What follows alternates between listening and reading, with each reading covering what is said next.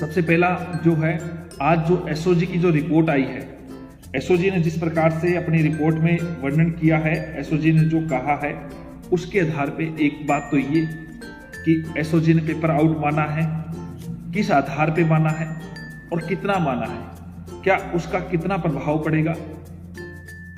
दूसरा ये है कि एसओजी की जो रिपोर्ट थी उससे आगामी वैकेंसी कितना प्रभावित होगी। एसओजी की रिपोर्ट के अलावा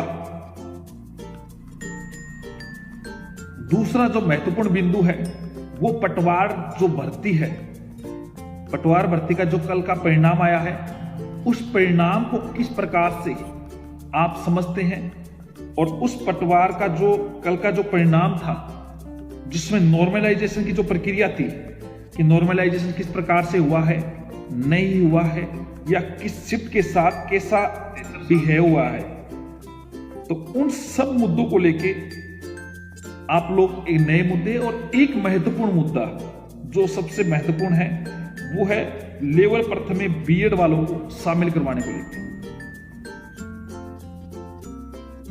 इन तीनों मुद्दों के साथ मैं आज का लाइव कर रहा हूं और जितने भी युवा साथी मेरे से जुड़े हैं वो तब तक राजस्थान के तमाम, अशोक जांगेड़ कुछ लिख रहे हैं, मुझे भगवान उठा ले या अगले जन्म में जाट बना दे, डोटासरा की पोती से शादी करा दे। वाह, क्या बात लिखी है आपने। अब डोटासरा जी के बेटे के इस हिसाब से पोतियां होगी नहीं होगी आपको पता है, ऐसा सुख उनको मिले ना मिले, कितने बेरोजगारों की उनको बदुआ मिल रही है बार बार, और क्यों मिल रही है सबको पता है। कितने साथ बेरोजगारों के साथ जो कुठारघात हो रहा है, उन सब आप लोगों को बार बार बोलने की आवश्यकता नहीं है, आप मेरे से ज्यादा समझदार हैं।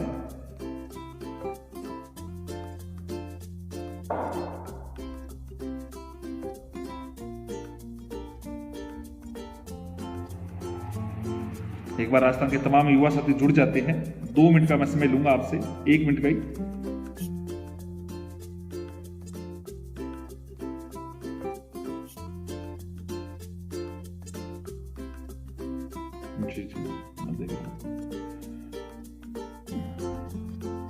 चलो हम महत्वपूर्ण जुड़ते रहेंगे युवा साथी। अब एक महत्वपूर्ण बात सुनिए आप, एसओजी ने माना है आज कि पेपर आउट हुआ है, कोई बड़ी बात नहीं है। माननीय मुख्यमंत्री अशोक गहलोत जी ने भी कहा था पेपर आउट हुआ है, एक आधा दुक्का जगह पेपर आउट हो जाता है, इस प्रकार के स्टेटमेंट थे किसके, अशोक गहलोत जी के। 26 सितंबर को जब रीट का एग्जाम हुआ था, डोटासरा जी ने तो कहा था जेल में डालो। सच बात यह है क्योंकि जो खुद डरता है ना वो कहेगा कि जेल में किसको डाला जाए, किस प्रकार डाला जाए। एसओजी ने आज ही माना है, रिपोर्ट में माना है कि पेपर आउट हुआ है एसओजी ने। और एसओजी ने किस प्रकार की बात बोली है, देखो दोस्तों, आप बोलो मत, उन तथ्यों को मत बोलो जिन तथ्यों के आधार पे आप इस बात पे, एसओजी रिपोर्ट का मैं सारांश आपको समझा रहा हूं। एक चीज जो मेरे सामने आई है कि एसओजी ने माना है कि 24 सितंबर को की रात को 8 बजे ही पेपर लीक हो गया और 24 सितंबर को लीक करने वाला था राम कृपाल। एक महत्वपूर्ण बात बताते हैं कि 24 सितंबर को शिक्षा संकुल से तार जुड़े हुए हैं, शिक्षा संकुल से ये पेपर आउट हुए हैं। मैं कहता हूं शिक्षा संकुल से नहीं, शिक्षा संकुल के तत्कालीन हेड व्यक्ति तक तार जुड़े हुए हैं, चाहे वो शिक्षा संकुल हो चाहे नाथी का बाड़ा हो। संबंधित अधिकारी अभी तक पद पे क्यों हैं और संबंधित उत्तरदायी व्यक्ति किस प्रकार से अपने आप का इस्तीफा देके अपने आप को बचाव करने की कोशिश करते हुए चुपचाप पतली गली से निकल लेता है और सरकार कहती है हम मंत्रिमंडल में नॉर्मलाइजेशन कर चुके हैं, जो अतिरिक्त प्रभार है उनको हटा दे रहे हैं, वैसे कर रहे हैं। ये किस प्रकार की लीलापोती की गई थी आप लोग समझ नहीं है।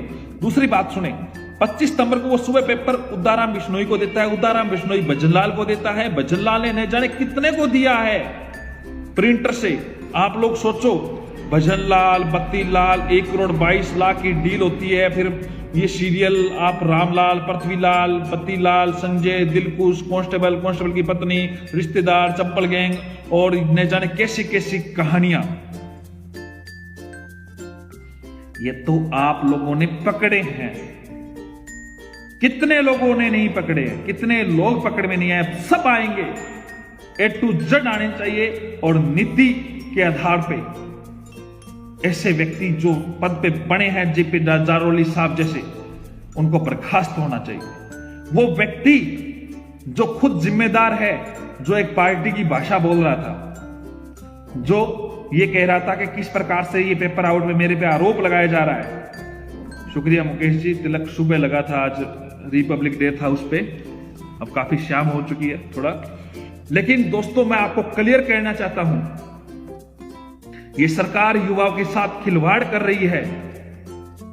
और एक और महत्वपूर्ण बात बताता हूं दोस्तों, गौर करने वाली बात है। ऐसे व्यक्ति, ऐसे नेता, जो फर्जी नेता, मैं कहता हूं जो दलाल है सरकार के, साफ तौर से कहता हूं जो पप्पू लोग हैं, उन लोगों के पास हर भर्ती की न्यूज पहले आ जाती है, ड्राफ्टिंग पहले आ जाती है, किसका रिजल्ट किस प्रकार आ रहा है, कितने लोग पास हो रहे हैं, तो उनके पास पेपर भी आ जाता है।